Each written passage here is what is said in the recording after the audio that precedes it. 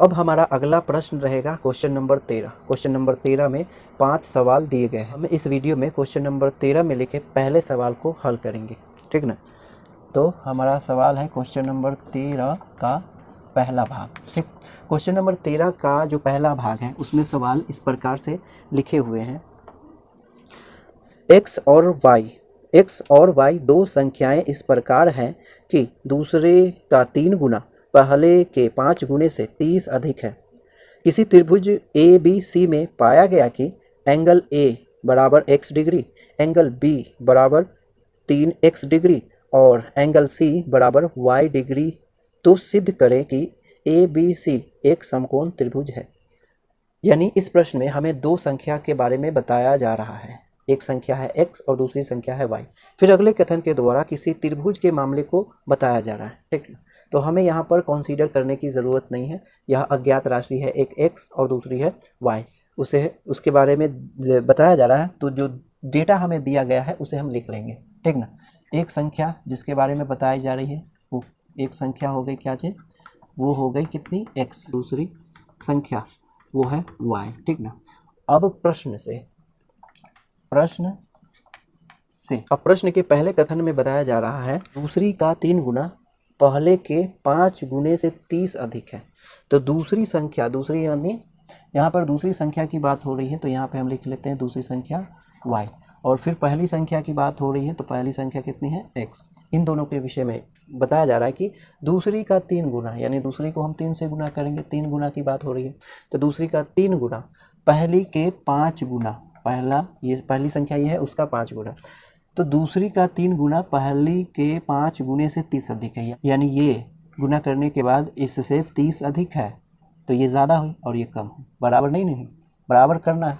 तो बराबर करने के लिए क्या करेंगे, तो जब ये बराबर होगा तो क्या होगा कि इसमें हम 30 जोड़ देंगे, ठीक ना। ये इससे 30 अधिक थी, इसीलिए इसमें हम क्या कर देंगे, 30 ऐड कर देंगे, तो ये और ये आपस में बराबर हो जाएंगे, ठीक है। तो पहले कथन को हम इस प्रकार से व्यक्त कर सकते हैं। आगे बढ़ते हैं, लिखेंगे कितना, 3y बराबर में 5x प्लस 30, या 3x नहीं, ये 5x को इस पक्ष में ले आएंगे तो -5x हो जाएगा, प्लस 3y और बराबर में कितना, 30 रख देंगे, ठीक। तो इसे हम कहेंगे क्या चीज़, समीकरण 1 करेंगे। दूसरे कथन को फॉलो करेंगे, लिखेंगे फिर किसी त्रिभुज के बारे में मामला दिया गया है वो लिख लेंगे। लिखेंगे दिया गया है कि त्रिभुज ABC में, किसी त्रिभुज ABC की बात हो रही है, उसमें दिया गया है कि एंगल A बराबर x डिग्री है, फिर एंगल B बराबर 3x डिग्री है, और एंगल C बराबर y डिग्री है, ठीक ना। तो हमें इस डेटा से साबित करना है कि त्रिभुज ABC, जिस त्रिभुज की बात की जा रही है वह त्रिभुज ABC एक समकोण त्रिभुज है। समकोण त्रिभुज क्या होता है, समकोण त्रिभुज एक ऐसा त्रिभुज होता है जिसका एक कोण यानी एंगल 90 डिग्री के बराबर होता है। अगर इस त्रिभुज का कोई भी एंगल 90 डिग्री के बराबर हो गया ना, तो ये बात साबित हो जाएगी कि यह त्रिभुज एक समकोण त्रिभुज है, ठीक ना। तो हम आगे बढ़ते हैं। चूंकि किसी त्रिभुज के तीनों कोणों का योग बराबर में होता है 180 डिग्री, यानी 180 डिग्री के बराबर होता है। समझे, यह एक कॉन्सेप्ट है, यानी किसी भी त्रिभुज में, कोई भी त्रिभुज हो, उस त्रिभुज के तीनों कोणों का योग ना 180 डिग्री के बराबर होता है। अब आगे लिखेंगे, अतः एंगल A यानी कोण A, कोण B प्लस कोण C बराबर में 180, ठीक ना। 180 डिग्री के बराबर होता है, इसलिए 180। इसीलिए एंगल A के बदले में कितना रखेंगे, x डिग्री नहीं, मैंने यहाँ पर 180 पर डिग्री नहीं लगाया है, सिर्फ संख्या लिखा है ना। इसीलिए हम इस डिग्री को अभी इग्नोर करके चलेंगे। लिखेंगे कितना, x, और b के जगह पर 3x और c के जगह पर कितना लिखेंगे, y। बराबर में कितना हो जाएगा 180, या इन दोनों को जोड़ देंगे तो 4x प्लस वाई बराबर में हो जाएगा कितना 180, ठीक ना। तो 4x प्लस वाई बराबर में 180, ये इसे हम मान लेंगे समीकरण 2, ठीक ना। तो समीकरण 1 ये रहा और समीकरण 2 ये रहा। अब हम इसे सॉल्व करके और x तथा y का वैल्यू निकालेंगे, ठीक ना। तो अब हम इसे सॉल्व करने के लिए यहाँ पर लुप्तीकरण विधि का प्रयोग करेंगे। इधर स्पेस है, मैं इधर काम कर लेता हूँ, है ना। तो इसमें क्या करेंगे, हम एक चर को लुप्त करेंगे। इसमें y जो है, दोनों समीकरण में y को लुप्त करेंगे, ठीक ना। तो लिखेंगे इस प्रकार से, समीकरण इस तरीके से, इस चौक से लिख लेते हैं, समीकरण दो गुने कितना करेंगे 3, समीकरण 2 गुने 3 करेंगे, यानी समीकरण 2 में 3 से गुना करेंगे और समीकरण 1 को उसमें से क्या कर देंगे, घटा देंगे। समीकरण 1 को घटा देंगे, घटाएंगे समीकरण 1 को उसमें से घटा देंगे, ठीक ना। ये 2 नहीं है, ये समीकरण 1 है। समीकरण 2 में गुना करना है 3 से ना, तो प्रत्येक टर्म में गुना करना होगा। यानी पहले करेंगे 4x में, तो 4 दिया 12x हो जाएगा। फिर y में गुना करेंगे तो प्लस 3y हो जाएगा।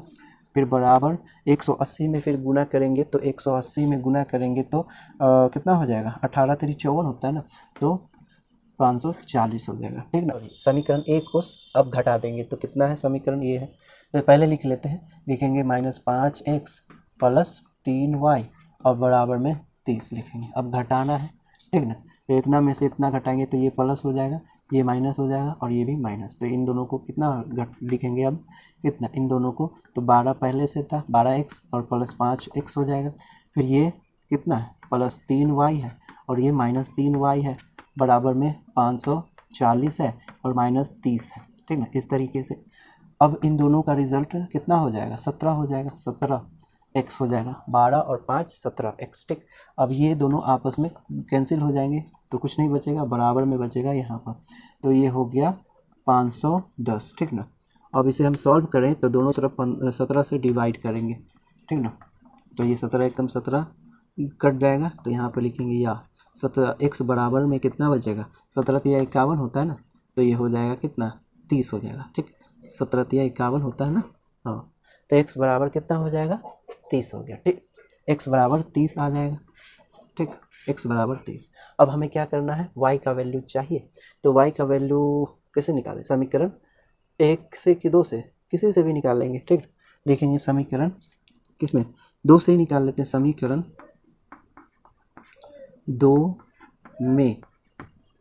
2 में x बराबर 30 रखने पर, ठीक ना। समीकरण 2 में 30 रखेंगे, x बराबर 30 रखेंगे तो समीकरण 2 कितना है, 4x प्लस y और बराबर में है 180। अब या 4 की जगह पे हम कुछ नहीं करेंगे, लेकिन x को रिप्लेस करना है कितना से, 30 से, प्लस में लिखेंगे y बराबर में लिखेंगे 180, या 4 तिया 12 होता है तो 120 प्लस y बराबर में 180, या y बराबर इस संख्या को उस पक्ष में ले जाएंगे तो 120 है, माइनस में हो जाएगा 180 के, ठीक ना। तो 180 माइनस 120 तो कितना हो जाएगा, 60 हो जाएगा ना। हाँ, 180 में से 120 घटा तो बच गया 60, ठीक ना। तो y का वैल्यू मिल गया 60 और x का वैल्यू मिल गया कितना, 30 मिल गया। अब हमें क्या करना है कि साबित करना है कि ये त्रिभुज समकोण त्रिभुज है, ठीक ना। तो आप इतना पहले नोट करो। तो इस प्रकार से हम लिख लेंगे, यहाँ x बराबर कितना मिला है हमें 30 और y बराबर कितना मिला है 60। अब हमें साबित करना है कि ये त्रिभुज यानी त्रिभुज ABC है ना, त्रिभुज ABC एक समकोण त्रिभुज है। समकोण त्रिभुज किसे कहते हैं, समकोण त्रिभुज वह त्रिभुज होता है जिसका एक कोण 90 डिग्री के बराबर होता है, ठीक ना। तो इसमें तीनों कोण जो दिए गए हैं वो इस प्रकार से हम लिख लेंगे।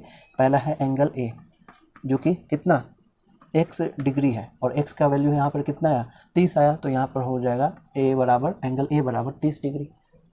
फिर एंगल B के बदले में कितना है 3x, तो 3x डिग्री, और यहाँ पर क्या है x की जगह पर कितना रखना है 30, तो 3 गुने 30 डिग्री हो जाएगा। तो कुल मिलाकर कितना हो गया 90 डिग्री, है ना। और एंगल और लिखेंगे और एंगल C कितना है, एंगल C है y डिग्री, यानी y डिग्री के बराबर है और y का वैल्यू कितना मिला है 60, इसीलिए 60 डिग्री हो जाएगा, ठीक ना। तो एंगल ए कितना हो गया 30 डिग्री, और एंगल बी हो गया 90 डिग्री, और एंगल सी हो गया कितना 60 डिग्री। तो यहाँ हम देख रहे हैं क्या चीज़, यहाँ देख रहे हैं कि एंगल बी बराबर यहाँ पर 90 डिग्री के बराबर है, यानी एंगल बी 90 डिग्री के बराबर है ना। लिखेंगे चूँकि एंगल बी बराबर कितना 90 डिग्री, क्या लिखेंगे 90 डिग्री है ना, 90 डिग्री है। अतः त्रिभुज में एक को 90 हो गया ना, तो लिखेंगे अतः त्रिभुज ए बी सी एक समकोण त्रिभुज